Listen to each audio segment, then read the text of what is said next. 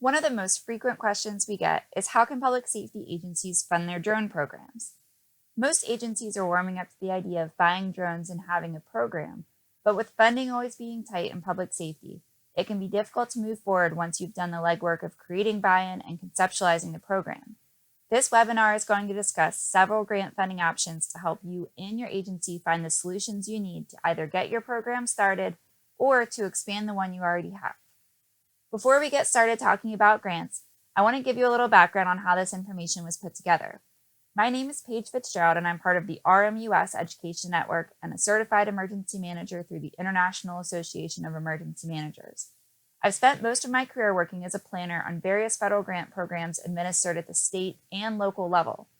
I've worked directly on most of the grants we're going to talk about today and have successfully purchased drones, drone support equipment, and drone training on many of them. I've served as the program administrator for our agency SUAS program and also the chair of our state's UAS Training and Certification Steering Committee. I've helped lots of agencies, including my own, start their program and help lots of people navigate the hurdles of developing drone policy documents that are in compliance with grant standards and finding creative ways to help people fund their programs. Here's a list of the grants that we'll cover in detail during this webinar. For all of them, I highly recommend making friends with your local and state emergency managers. The majority of these funding sources are administered by emergency managers, so they can help navigate the ins and outs of each. For any of these that you're interested in exploring, I highly recommend Googling the Notice of Funding Opportunity, or NOFO, for each grant. The NOFO gives you the most details on when the grants open and close, the funding amounts available for that year, and more. You can also find information on most grants on grants.gov. Finally, you can look up FEMA's authorized equipment list. This is their most up-to-date compendium of all purchases approved under each of their grants. There are a lot of restrictions for buying the airframe alone if you look up the UAS AEL, but the restrictions on support equipment and training are much easier to work with. If you can find non-federal funds to cover the airframe itself, that's by far the easiest route, leaving you lots of room in the federal grants to cover your drone support equipment and your drone training. If it's not possible to cover your airframe in any other way, that's absolutely fine. You can review the grant guidance and make sure that your program policy documents are in compliance with the grant standards. That being said, it just adds a little bit more waiting time to your purchase. Just like developing a new resume every time you apply for a job, you should never use the same grant application twice. Each grant offers money to cover a specific perceived problem or lessen a specific identified gap. So each grant will require information to tell exactly how your UAV equipment or training purchase will help solve that problem or close that gap. Make sure you read all of the requirements and then use supporting facts to help support your narrative.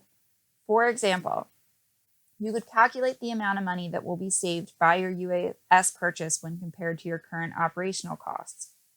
You could describe the increases in safety for your department that your UAS purchase will bring, or you could discuss how training will help expand your response capabilities and thus increase preparedness in your jurisdiction. Whatever approach you take, make sure that it's appropriate information for that grant. Let's get started talking about specific grants. The first one we're going to discuss is the Homeland Security Grant Program, or HSGP. HSGP is actually a combination of three smaller grants. Those are the State Homeland Security Program, or SHISP, the Urban Area Security Initiative, or UASI, and Operation Stone Garden. All 50 states have SHISP funding available to them. Jurisdictions that are near large urban areas are able to utilize UASI grant funding. Finally, Operation Stone Garden is only open to the states that have international borders to include water borders. If you're not sure which category you fit under, contact your local or county emergency managers and they can help let you know which of these programs are best for you. But all of them fall under the same guidelines of HSGP. So HSGP covers state, local, and tribal public safety preparedness activities.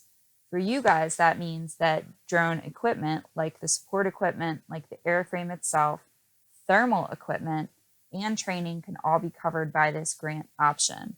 Again, Getting the airframe itself is the most difficult part.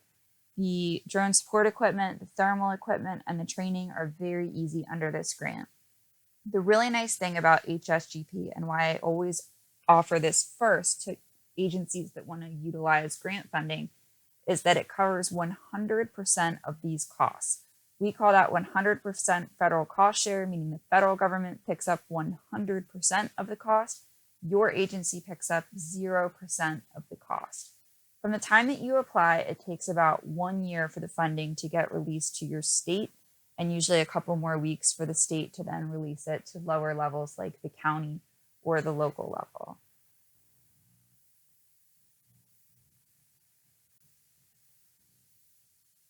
The next grant is the Emergency Management Performance Grant Program, or EMPG. Like HSGP, this grant covers state, local, and tribal public safety preparedness activities. Also, like HSGP, this grant can be used to cover your airframe, your SUAS support equipment, including thermal equipment, and training. Again, it takes about a year from the time that you apply for the funding to the time that the funding is available to your agency. Unlike HSGP, though, this one has a 50% federal cost share, meaning the federal government picks up 50% of the cost, and your agency has to match that cost, and they put in the other 50%.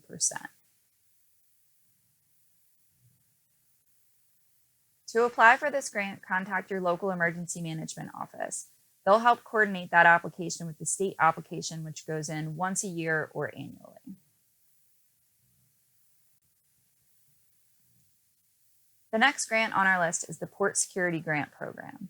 This grant is a little bit different than the first two that we've discussed.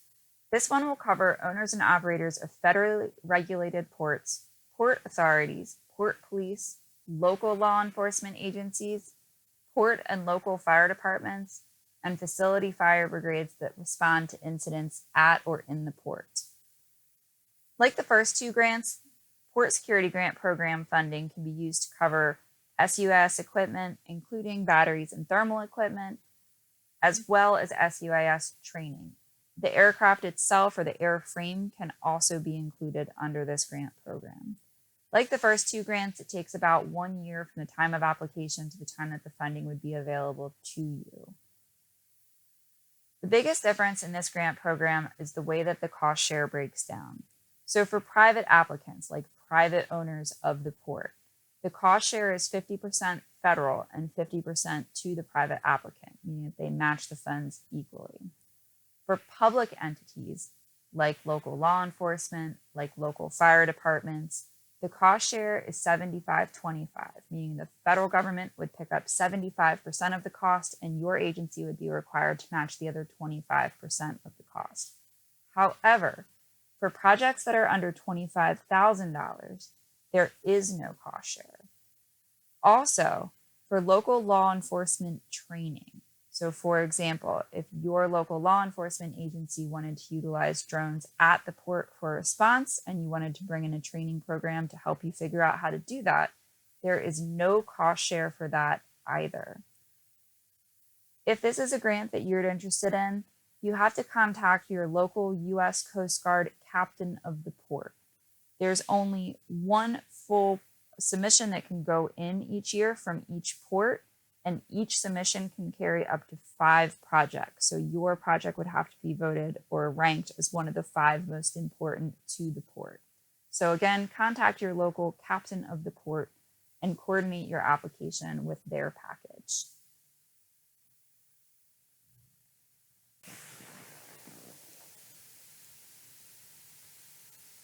Our next grant program is aimed at firefighters. It's the Assistance to Firefighters Grant Program, or AFG. This grant covers fire departments, non-affiliated emergency medical service organizations, or EMS organizations, and state fire training academies. This grant program does not cover the cost of UAS airframes. It does, however, cover the cost of thermal equipment and training on that thermal equipment, as well as generalized SUAS training. Unlike the grants we've talked about before, local entities can apply directly to FEMA under this grant program. They don't need to coordinate this one with their local emergency management agency. Under AFG, the federal cost share is 85%, meaning that your agency or your organization will pick up 15% of the total cost of the project. If your agency serves a population of less than 1 million people, then the federal cost share can be increased, meaning that you'll pay less than that 15%. But it's up to FEMA to talk to your organization and determine what that percentage will be. From the time that you apply until the time you can actually get the money is usually about 10 months. And there is some back reporting, which means that every year or every quarter, depending on the amount of money, FEMA will require you to actually submit a narrative and some other documentation reporting on how you're spending the money and whether or not you've achieved the goals that you've set out to achieve.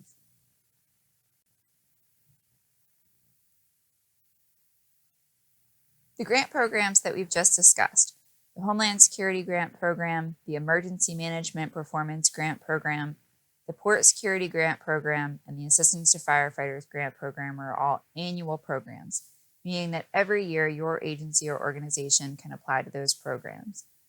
Most of these programs have already been used by multiple agencies to buy either SUAS, SUAS support equipment, or training. The grants we're about to talk about are also annual opportunities for your agency, but they're a little bit more creative sources of funding in that many agencies have yet to use these as opportunities to buy SUAS and support equipment. The first of these creative options is called Firehouse Subs. Firehouse Subs is actually a chain of restaurants, but they like to do an annual grant program to different agencies. For this particular grant program, fire departments, law enforcement agencies, EMS providers, public safety organizations in general, nonprofits, and schools are all eligible to apply. Preference is given to those agencies that are within 60-mile radius of a Firehouse Subs restaurant, but they will take exceptions if your case is good enough. Under this grant program, you cannot buy a drone itself, so no airframes. However, you can get thermal equipment covered. So if you wanted a thermal imager, you could apply under the Firehouse Subs grant program. Unlike some of the grants we've talked about before, applications for this open quarterly. Generally speaking, the awards are between $15,000 and $25,000, but you can't put in for projects that are above $50,000. What's really nice about Firehouse Subs is because they believe so much in public safety missions and organizations that they require no matching funds for any of their project applicants. If you want to apply, you can apply directly to the Firehouse Subs Foundation, which you can find online. The next creative option is the Radiological Emergency Preparedness Program, or REP, which is offered through FEMA. Funds through this program are only available to public safety entities that operate within 10 miles of a nuclear facility, what's called the Emergency Planning Zone, or EPZ. Probably if you're already in an EPZ, you know that you're in there because you've had to do quarterly rep drills, annual rep drills, something like that, in conjunction with your local emergency management agency. To access this funding, you're going to have to coordinate with your local emergency management agency, who will in turn coordinate with the utility provider itself, who's the one that funds the actual money for FEMA's REP program. Because the utility providers are the ones that actually put the money into this, it's not considered federal funding. The good news is that there's less restrictions on this money because it's not technically a federal grant.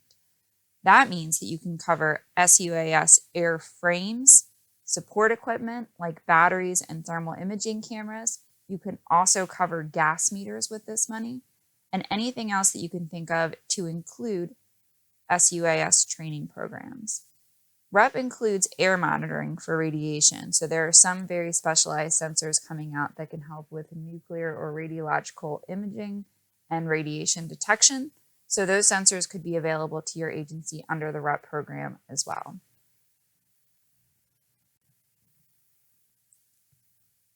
The next grant we'll talk about is the Hazardous Materials Emergency Preparedness Grant, or HMEP. HMEP covers funding for transportation related to hazardous materials or hazmat incidents. This includes both equipment and training. As of right now, it's not clear whether or not airframes can be purchased with this grant money. However, you can buy gas meters and thermal sensors. Our State Fire Training Academy, which provides hazmat support all throughout their jurisdiction, which is the entire state, was successful in buying a gas meter under this just a couple months ago. The reason it's unclear whether or not the airframes can be purchased is that the AEL, which has been discussed for other grants, doesn't apply to HMEP because it's not a FEMA grant program. This grant is administered by the United States Department of Transportation Pipeline and Hazardous Materials Safety Administration. However, for your agency, you can access it through your State Emergency Response Commission or your CERC, or if you're a local agency, you can access it through the Local Emergency Planning Commission, or LEPC. This is the group that usually covers hazmat planning in your jurisdiction. Under this grant program, the cost share is 80% federal, 20% other. So 80% will come from HMEP, and your agency or organization will cover the other 20% of the training or equipment that you hope to buy.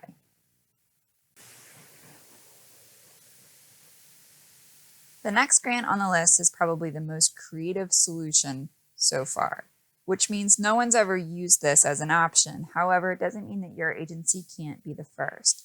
This is the Pre-Disaster Mitigation Grant Program, or PDM's 5% initiative. PDM is an annual grant program that's part of FEMA's Hazard Mitigation Assistance suite of grants. However, it's a very specific subcategory of PDM that covers 5% of projects that have an undefinable benefit-cost ratio. If that doesn't mean anything to you, that's fine, but you'll have to work with your local emergency management agency to find out whether or not your project might fit into this category. Just so you know, PDM, or the Pre-Disaster Mitigation Grant Program, is about to turn into a new grant program called the Building Resilient Infrastructure and Communities, or BRIC, sometime in the next year, hopefully by the end of 2020 or maybe early 2021. Under this category, your UAS purchase would have to be used in support of a mitigation project. You can find more information in the link here about different mitigation projects approved by FEMA.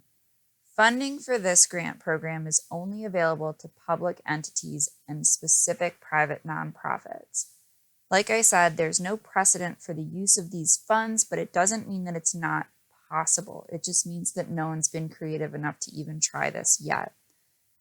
To get to this funding, you're going to have to coordinate with your local, county, or state emergency management agencies, and they can help set you up with both the timeline for PDM or BRIC when that comes out, and look and brainstorm for ways that UAS could creatively be used to help actually pull off different mitigation projects that may already be in the works in your jurisdiction. The cost share involved here is between 80 and 100%, depending on the project. The next suite of grants that we'll talk about are all specific to disasters, meaning you'll have to have a federally declared disaster within your jurisdiction to access these grants. The first disaster-specific grant we'll discuss is public assistance, which is a terrible name because it has nothing to do with the general public. Public assistance is for publicly held infrastructure only. This is technically the money that's set aside to help manage the recovery from a disaster. This funding can only be used for equipment, and it's only for either publicly held infrastructure or for private nonprofits. Again, this must be a federally declared disaster within your jurisdiction. If you're going to buy a drone under public assistance, it has to be used in support of managing a recovery project specifically. So for example, if there are damaged publicly held bridges or roadways in your jurisdiction, and your agency is the one that's in charge of managing their rebuilding or their recovery, you could use a drone to go out and verify that the work is being done, to go out and do mapping, to use thermal imaging to verify that there's no more cracking or damage from water within that piece of infrastructure, or something of that nature. The cost share for this grant program is 75% federal and 25% other, meaning your agency will come up with the other 25% of the cost. It cannot be used for training, but it can be used for the airframe and for the support equipment. Public assistance is how my agency got our first UAS. To access this money, coordinate through your local county or state emergency management agency, always starting at the lowest level first. The last grant on our list is the Hazard Mitigation Grant Program Management Costs. This is another disaster-specific grant, meaning you have to have a federally declared disaster to be able to access HMGP. This is a very specific type of cost under HMGP, which is used to actually manage mitigation projects. So this is the funding that would be set aside to manage any mitigation project within your jurisdiction. It doesn't have to cover structures that were actually damaged in the disaster. It can be any mitigation projects within your jurisdiction, as long as you've had a disaster in that area. This grant will only cover equipment, so no training, but you can get, again, the UAS itself, the batteries, and then thermal support equipment or other support equipment like charging cables and things of that nature. To access this money, you'd have to contact your local county or state emergency management agency and then find out what mitigation projects they have going on that your agency may be involved in. Usually the cost share for this grant would be 75%, meaning that your agency would have to cover 25% of the project cost. At this time, there's no precedence for the use of HMGP management costs, but again, that doesn't mean that your agency couldn't be the first one to access these funds. What we've discussed today has been 10 grant funding options that you and your agency can explore as you further your UAS program. Some of the programs cover aircraft, sensors, support equipment, and training, while others only fund certain elements. Regardless of which option you choose, I can't stress enough that making friends with your local emergency manager will make life easier for almost every option on the list. Emergency managers live and breathe grants, so we can help you at each step of the process from start to finish and help save you time by letting you know up front which grant absolutely will not cover your intended purchase. Above all else, make sure that you read all of the requirements of the grant and write your application to specifically answer the problem the grant has been designed to solve. We hope this information helps get you up and flying or helps you get your program to the level you've been working towards.